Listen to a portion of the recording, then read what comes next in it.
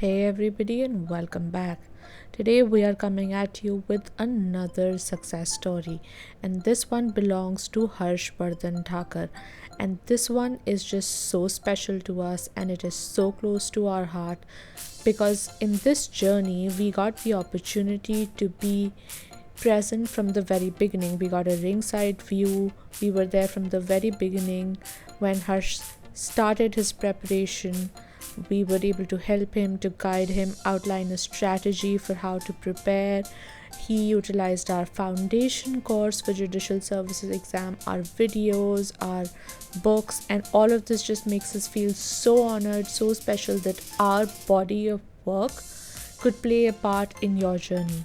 So, we are very happy to share this story with you today. Harsh is a very hardworking, very determined, very resolute person who had his mind made up about the judicial services from the very beginning. He just wanted to be a judge and he kept going on that journey and he achieved his target. So, very, very congratulations to Harsh. Again, we have a full video playlist of all the interviews.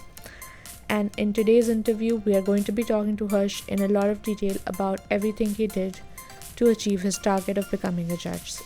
So without any further delay, let's just get into it.